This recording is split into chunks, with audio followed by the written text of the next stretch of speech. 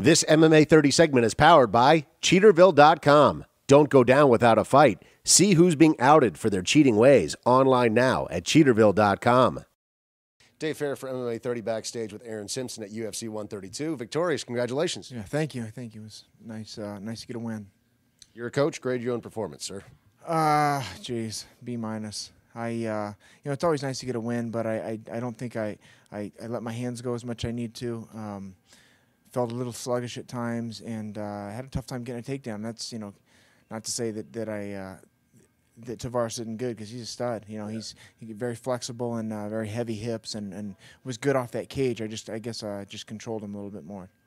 You're a wrestling guy. You've been a wrestling guy for how many years now? 32 maybe. Yeah, pretty much your entire life. But there's been a couple of guys. We saw the Chris Leben fight. Difficult to take him down as well. How different is traditional wrestling takedowns versus MMA takedowns, if there is one? There's a big difference. Wrestling is setting up and always having control of somebody, or taking open shots. You don't have to worry about someone punching you or kicking you or kneeing you, and so it's a lot different. Making that transition from actual wrestling to MMA wrestling is a little different, but at the same time it's obviously a very good background to have, because at any given moment you can get a takedown for the most part. Everyone's always busting the chops of wrestlers, saying, "Oh, their hands are terrible. They didn't grow up as boxers." How do you think your hands are, though? Because it seems like they've come a long way. They're getting better. It's a work in progress. When I got in this sport, I was standing up more with people and trying to slug away, and now that I've kind of really trying to develop more ground stuff and controlling people on the ground and beating them up there a little bit, but it's all going to come full circle here. Just putting time into it and developing every aspect of it. Now, by the time this airs, the fights will have happened, but I'm curious what your perspective is before they've happened here tonight, UFC 132. Two guys that you may have some insight on this card. Chris Leben, you fought before. How do you think he'll do against Wanderlei Silva tonight?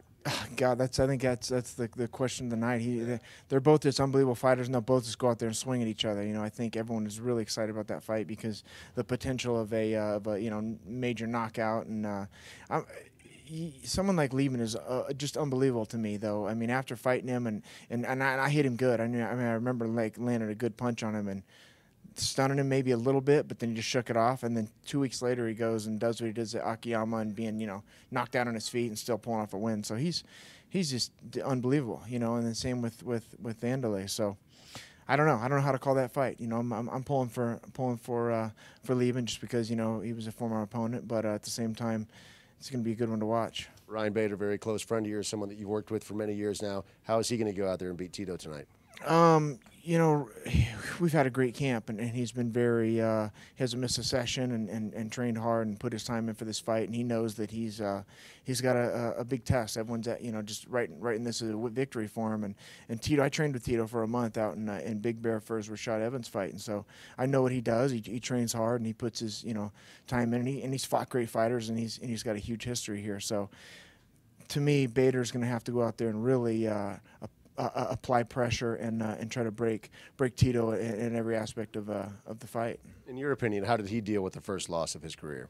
It was hard on him. I think having to go back and watch it and really critique what he did. It was hard on him, but at the same time, he didn't dwell on it. It motivated him for the next one. He was right back in the gym. So that's what a champion does. They get knocked down and get back up.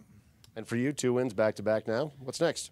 We'll see. I've got 2 kids at home. I just want to go home and see, but just training and moving forward and see what Joe and Dana have for me.